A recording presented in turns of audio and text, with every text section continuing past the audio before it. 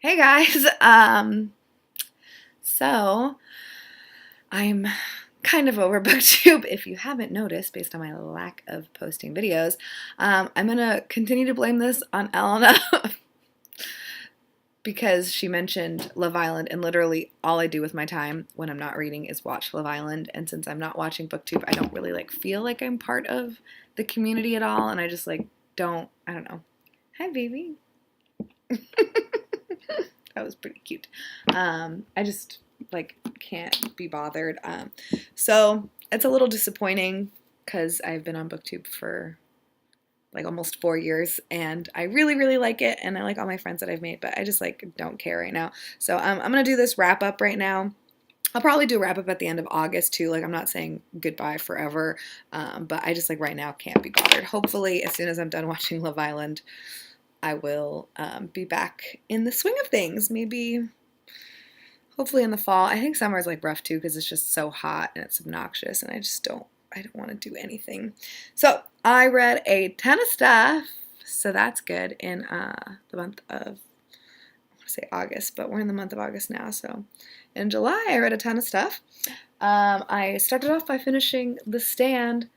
Finally, hallelujah. I started this in October of 2015, which was almost 3 years ago. I did a book talk about this book. Basically, I'm glad that I read it. I'm glad that I finished it. I'm glad that I'm never going to read it again. And yeah, that's about it. I think that Stephen King is kind of a misogynist, and I think that it comes out a lot in the way his female characters are portrayed in this book, specifically for Annie. She's the main lady. I go on a tangent, I believe, in my book talk, so if you want to listen to me complain, you can watch that. It was fine. It was fine. The beginning part was really good when everyone's... Oh my god, my cat's on the TV! Baby!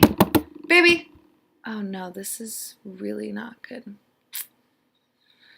This is really not good.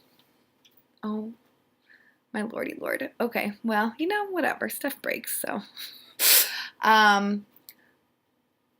I lost my train of thought. Right. The beginning when everyone dies is really good. Then it's really boring in the middle.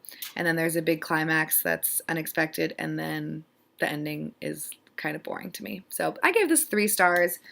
Again, I feel like 3 stars for such a long book is kind of a bummer, but I'm trying to read all his books chronologically. I did this to myself. Next book that I read was There There by Tommy Orange. Oh my god. Laverne! Jesus! Oh! The next book that I read was There There by Tommy Orange. Ooh. This was my favorite book of the year until I read something else later this last month. But this book was so good. 5 out of 5 stars. My mild complaint about people talking about this book is that they keep saying that it's interconnected short stories, which I 100% disagree with. Oh my god, Laverne! This is really bad. We're going out of town tomorrow, and if this it's just not good. She's on the TV, and she was trying to get onto the lamp, which is what the fall was, and there's stuff up top that she's gonna try to go for. This is bad. Maybe we should put our TV away while we're gone. I don't know if we can do that. She's trying to do it. I'm sorry. This is... Hey guys. All right. So anyways, yeah, I do not think this is interconnected short stories. I just think this is a book told from multiple perspectives. Some of the perspectives stand alone as a vignette or something, but in general, I don't think that any of them really it's not, and some of them towards the end are a page long or a couple pages long. So I 100% disagree with that characterization of this book, but that's my opinion, whatever. I do think it was absolutely breathtaking and phenomenal. If you're the type of person that needs packages tied up nice and neat, probably this isn't gonna do it for you, because it is a very vague, open-ended type of story. It's just a snippet of a bunch of people's lives, and I absolutely adored this. Every perspective, and I honestly I want to reread it. It was absolutely incredible. I don't really know what else to say about it. I guess it takes place during a powwow that's happening. I don't know why I was using air quotes, but I think that's what they're called, is powwows, in the Oakland area. And so it's just like multiple people kind of like leading up to it, and there's some like surprises and some horrible stuff, and it's just it was really, really breathtaking. I highly recommend this. It is 100% worth the hype. Then I finished some stuff during the 24 and 48, so I did like a little wrap up of that too. I finished the second book in the Broken Earth trilogy, The Obelisk Gate by N.K. Jemisin. Absolutely love this. There's, I think, mostly just 3 different perspectives. We're getting more into, the story. I feel like in the first book is multiple timelines kind of like leading up to where, we are now, and then this is like more present day, and you're finding out a lot more information and learning more stuff about this wonderful, fantastic world that N.K. Jemisin has created, and I cannot wait to get the 3rd book. We are going, I mentioned, I think in some part of that anxiety time, that I'm driving to Michigan tomorrow to get the rest of my dad's stuff. And so I am planning on hitting up some bookstores on the way because that's how I roll. I like supporting independent bookstores, and I'm definitely buying the 3rd book at one of them on the way. I'm very excited. The next thing that I finished was Ma Rainey's Black Bottom by August Wilson. This was also fantastic. I think I gave this 3 stars. Just so good. I want to read all of August Wilson's plays. I do think that Fences like maybe touched me more emotionally. Actually, the ending of this was so, it really, it was like kind of soul crushing. It has a lot of like commentary on a lot of stuff, and I would recommend it. I'm so vague with my descriptions. I just don't like giving away anything about the book. The next thing that I read was Ernesto by Humberto Sava, and this is translated by Estelle Gilson. This is told in 5 sections, I believe, or 4, yeah, 5. There are 5 episodes, and it's kind of like a coming of age. We're following a 16-year-old boy named Ernesto who has like a sexual encounter with an older man that works for him, and then it kind of like goes from there. I thought it was really beautiful. The main character does kind of irritate me at times because he's a little like entitled, and I hate entitlement, or like people that feel they're entitled to things. And, just like that kind of whiny, like Holden Caulfield type person. But I guess that's what 16-year-old boys are like.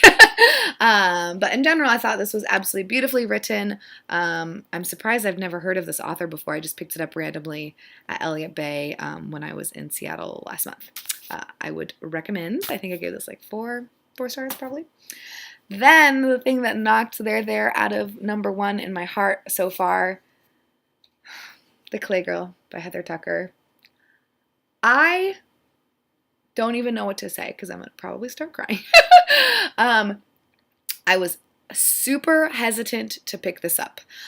I don't know why. I have a lot of problems trusting people when they love books a lot. I'm like, I don't believe you, mostly because I've been let down, like, by books. The Collector is one I can think of off the top of my head, but I've been kind of let down by that, so I like to keep my expectations low.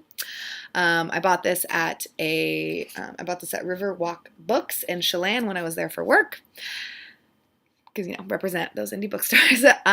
This, honestly, I can't express how beautiful and heartbreaking this book is. I started reading it and I was 100% put off. Like the first 30 pages, I was just like, this is complete insanity. Like, I don't know what this girl is talking about. This is way too frou-frou for me. It's like too, like saccharine almost. Like it's way too sweet and adorable and whatever. It's not an adorable story at all, but our main character, whose name I don't remember, it's Ari. Our main character, there's like a big thing about her name because all of her sisters' names start with J except for hers. Her name is Harriet, and so she's the youngest of 6 girls, and her mother and father were not great people. Basically anything that you could possibly think of that could possibly happen to a young girl happens to our main character. She has so many horrible things happen to her, so trigger warnings for literally everything except for maybe suicide. Actually, no, that's a lie. Trigger warnings for everything. Just FYI, if you're that kind of a person. But it intertwined with all of these horrible things that are happening to her is all of these beautiful like beautiful nuggets of like hope and love and like just that's probably why I don't like making videos anymore. Like she has, you know, all of these, it's so beautifully told. I will say again, the beginning, I really could not stand the language, but she's 8 years old when the book starts, and she does grow up, and like I think that the language ages perfectly also. Heather Tucker did an amazing job with the writing in this book. Yeah, it really touched me, and there's a lot of things that she deals with. I'm gonna stop talking about this book because I can't, obviously, but it was really good. If you like reading things that are sad sometimes, most of it, I'd say like 70%, maybe not 70, maybe like 60% sad, I would really recommend this. Again, there are so many like beautiful, hopeful things, and she's just like such a great, wonderful character. So, obviously, I recommend this book a lot. Oh my gosh. Okay. The last book that I read, I told you guys, I read a lot of things, was What We Lose by Zenzi Clemens. I guess is a debut novel.